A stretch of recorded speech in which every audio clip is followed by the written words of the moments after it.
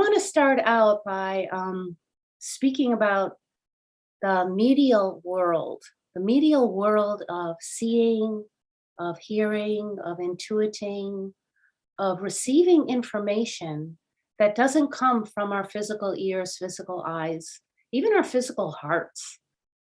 Deep in our hearts, like from the beginning of time, we're all one tribe. There's one, call it a fuse, a diamond, a fire, a flame, in which at one time we all arose out of one fire, one heart, one soul, one tribe.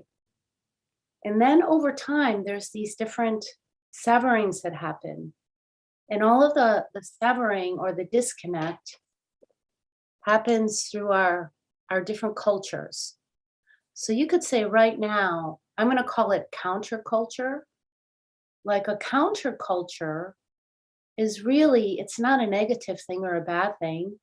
It's just something that is in opposition or not in alignment with the depth of your soul, the yearning of your soul, the longing of your soul, your true heart, that original essence, the original nature of who you are. And we can go through all different kinds of severings, separations, heartbreak, wounding, injury, happens all the time. And we end up with scar tissue, yeah? So with this scar tissue, it's one of the things I put on the quote from Clarissa Pinkola Estes, is a doorway. So scar tissue, or longing, listening, all of these are doorways to return, to align back with that original heart. I'm going to read this quote from Clarissa. She says, if you have a deep scar, that is a door. If you have an old story, that is a door. If you love the sky and water so much that you can almost not bear it, that is a door. If you yearn for a deeper life, a sane life, that is a door. There are a number of things I want to speak about. One is about the medial nature. Another one is about practice. And the other is about dreams, because dreams are so important. And this is what brought me to this theme today to speak about, is I had this really powerful dream about 5 days ago. And it was so strong, it woke me up in the night and I had to check to see if it was true. Have you had dreams like that where you kind of just wake up and you have to look around and see if you're in that environment? Is it really happening? You kind of have to pinch yourself. You want to maybe even drink water or get up and walk around to kind of shift it. Well, it was one of those, except I couldn't get up and walk around because in the dream, my feet had been cut off. I had just stubs on my feet, at the end of my legs, no feet. And it was really, really strong. So I got up because I'm in this practice now of recording dreams, just writing them down. Now, the first time you have a dream, it's important just to write it down without analyzing it, but just let it sit there on the paper and then come back to it later and read it and see how it lands in you, and then leave it again, and then come back and read it again, and then rewrite it with whatever you may have received about the dream throughout the day, just by opening up to find out, what is this dream wanting to tell me? Because the dream is our medial nature. It's one aspect of medial nature where your soul comes in to speak to you. The soul maybe of your own in this life right now, or the soul nature of everything that you've ever been connected to, but may have been severed at one time or another. But there's something crucial, that original flame, that original essence that is never crushed or severed. So that spark, that fuse is always there, but there's pieces, sparks of it that may have been severed off to the side. So the soul, the life of the soul is calling those sparks. Excuse my voice today. It's calling those sparks back to itself. It's like a missing piece. And it's a part that keeps us a little bit restless. It keeps us in this space of there's something I feel I must be doing, but I don't know exactly what that is. Or it's that feeling of I don't feel bad and I don't necessarily feel good, but I feel like something is missing. Something isn't quite right. So I did this with my dream. I just wrote it down one time and I listened. And then I recall that it's not that long ago that I broke my leg. And then I realized that, I really felt into my legs and I couldn't feel, this is in waking state, my left foot. My left foot was really contracted and hardened. So I went and had a massage therapy session. And so in that session, I just had the session and I had some conversation with the woman because I have a good connection with her. But what I realized is I started to charge forward again in my life, like started to get into this masculine energy of producing. Like that is a habit that had been falling off, but it was just lingering there in the dust.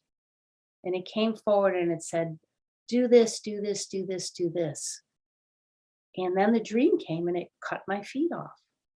And so it told me that if I was going to move ahead like that at that speed again, that I was going to lose my connection to mother, to the earth, to my feet, to my capacity to stay grounded and to really listen into this medial nature to what does my soul want? Not what does the culture, the upper culture out here want? The culture of conditioning, the collective field of conditioning. It is very masculine in its structure, very designed in a way that to accomplish, to achieve, to produce, to have power over, to claim something for yourself, to maybe even destroy something is better than going slow and listening for what practice, what way of being keeps you connected deeply in your heart, keeps you in that medial space of listening in a way that doesn't come through the physical ears, that you may not even see with your physical eyes, but it comes from another place, whether that be dreams or whether that be even walking down the street and a neighbor or a stranger or somebody says something to you and it lands. And you're like, oh, wow, that's the piece I've been looking for. Or it comes in a moment of inspiration. Or it comes, you're out in nature and you intuit something. Or maybe even the tree speaks to you, or an animal speaks to you. And it might not even be in words, but there's a feeling sensation that touches something in you. And you feel like, oh, there's that piece, there's that ash that had severed off, that spark that had severed off, and it's now returning home to itself, joining with the unbrokenness of who I am,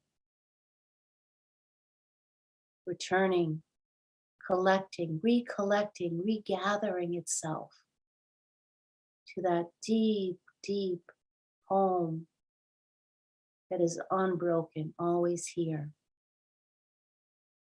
So I wanted to speak about a couple of practices that really strengthen our soul nature.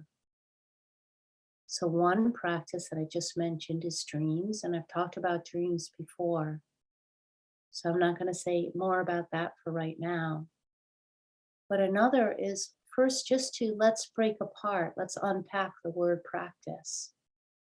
When we hear practice, especially in spirituality, maybe not all spirituality, spiritual cultures, but we think about it as kind of having a schedule where you repeat something, over and over again on a regular at a regular time of the day and on a regular basis. Like even the definition of practice means to repeat. But the way that I'm talking about practice is not in a way of repeating something, so that it just becomes kind of remote and flat. But practice is more about what are you aiming toward? It's the practice has much more to do with what is the aim of it? What is your intention? Call that your prayer. What is your hope? What is your longing? And then you enlist things in your life or you do things in your life that excite that longing, that enrich it, that bring you a sense of joy. And I want to do this. I want to do it because it's touching something. So the shape or the form in which that may unfold could look different every single day. Like one day it might look like you're out in nature, another day it might be a deep listening with a friend, another day it might be sitting in stillness, another day it might be taking a nap, like something in you just needs to rest. Right?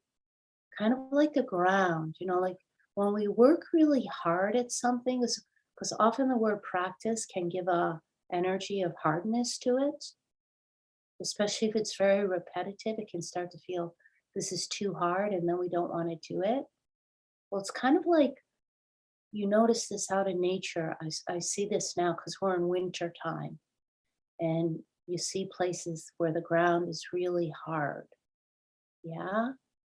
And maybe it's thirsty for rain, for water.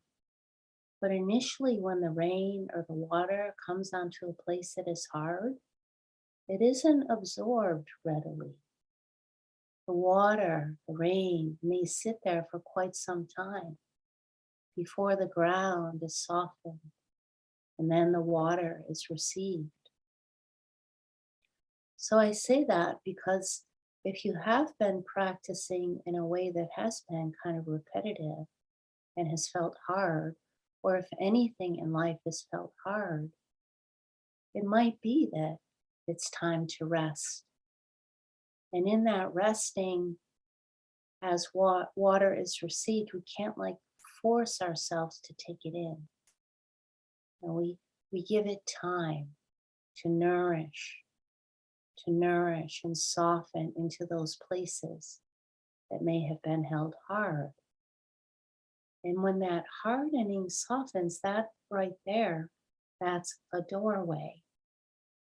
It's a doorway, it's a nourishment to how the soul wants to move, wants to live, what direction it might want to take. And then there's strength in that, great strength, very fortified. So I know for myself that this stream was really, really strong for me because in that it was very short period of time of pushing. Not only could I feel that I was beginning to sever myself off from something that holds much deeper meaning for me, but also something was becoming hard.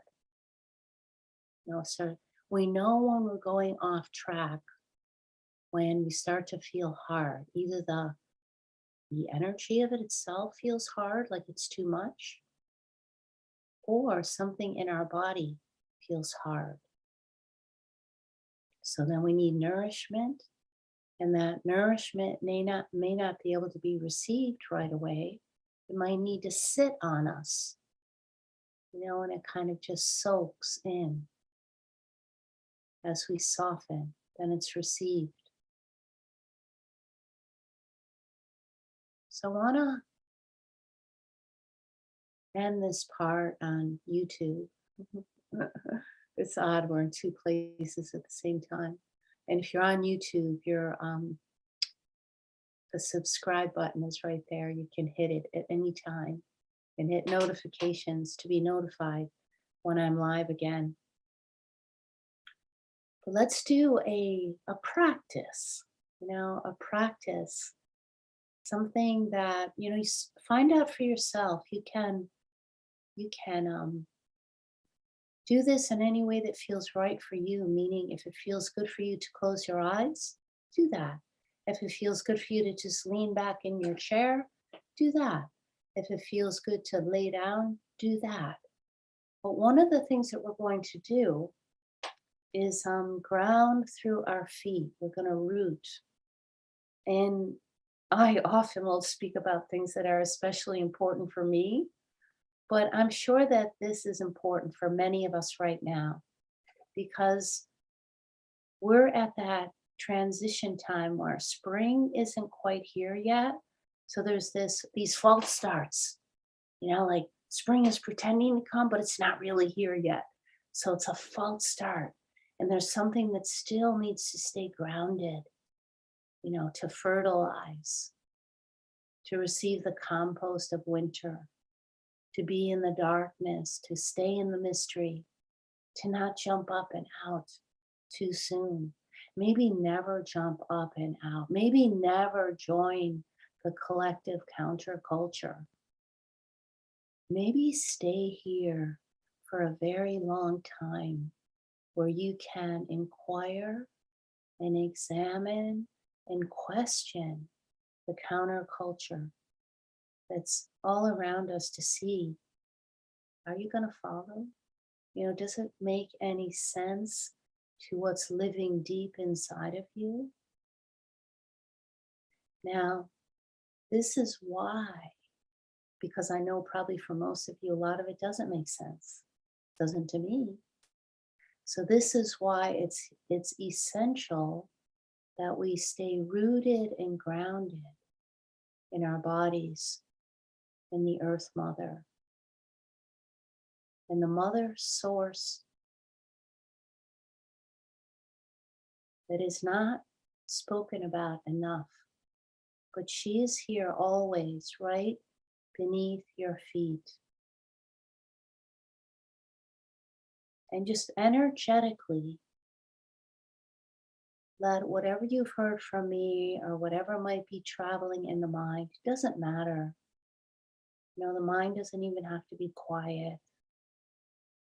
But just energetically let the attention of you, the vibration of you, sink down through the heart, through the belly, through the hip carriage. So you can energetically feel yourself descending down through your legs, the knees, the calves. And you may notice as you're descending, there's a softening that happens in the descending, in the choosing to leave the upper culture, come down in the body, and enter into the medial space of listening and feeling, of intuiting. And imagine, and you may not even be able to, you may not have to imagine because this might be actual for you, is that at every corner of your foot, say the baby toe, the big toe, both sides of your heel, and then right there in the center beneath the metatarsals, I want you to feel as if you have a string, 5 strings that are descending down through the floor that you're sitting on, and then right through the foundation of the house you're in, into the earth, and sinking, sinking, sinking down through the earth. At first, the soil might feel hard, but let it keep sinking. And there comes a point where the soil starts to feel a little bit like clay. And as you continue to sink, it feels even wetter. And right down there in the dampness is the great fertility of her, the great mother source of nourishment. And I want you to let the energy of your body continue to sink, land, ground, and root in her.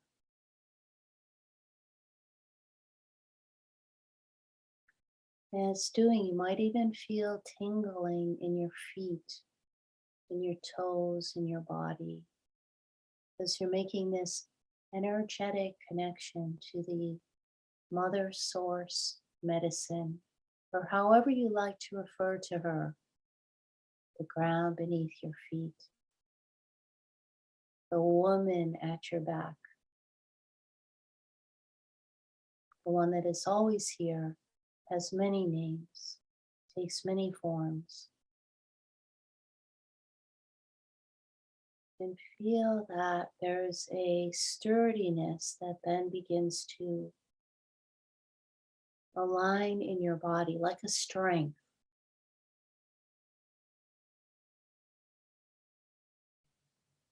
As you take the nourishment, feel that fertility of her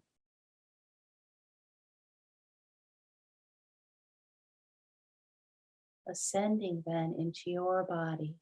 It's like your body can drink her in, receiving nourishment into your feet, into your legs. Don't forget the ankles.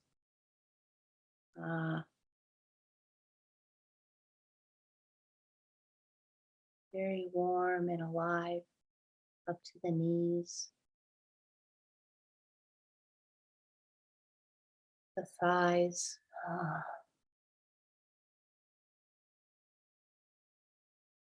The hip carriage. The belly.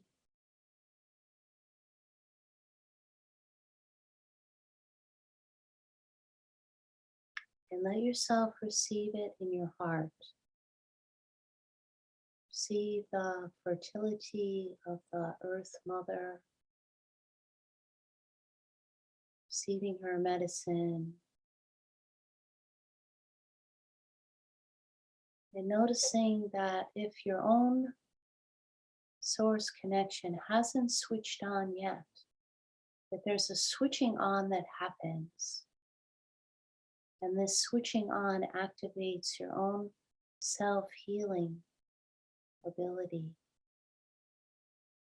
so that this from the heart can radiate in all directions to any part that may have fractured off, may have been severed. And it radiates out and it brings that part of you back. Any part that has felt disconnected, has been set aside, has been shamed or criticized.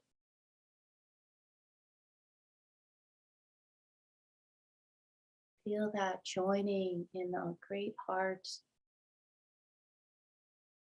often referred to as the sacred heart of the soul, pure soul. Strengthened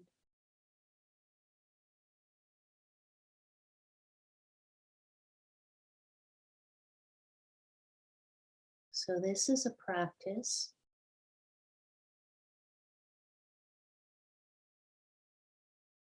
If it enlivens you.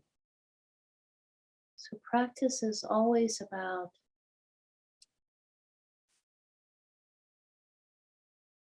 strength, joy,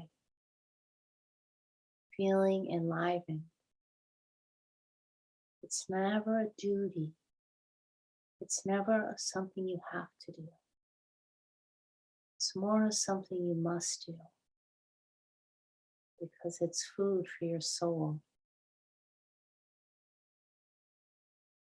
It's that shake in the night that wakes you up. Says, pay attention, pay attention. It's that itch beneath the skin. Just feel here, feel here. It's the echo in the wind.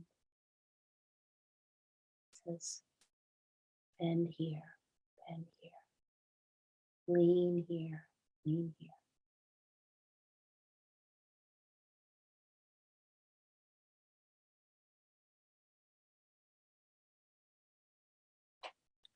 I'm going to end this part so we can continue to go into this more deeply in our Zoom conversation. Thank you for tuning in on YouTube. If you go to prajnaohara.com calendar, you can register to receive the Zoom link if you'd like to be part of the conversation.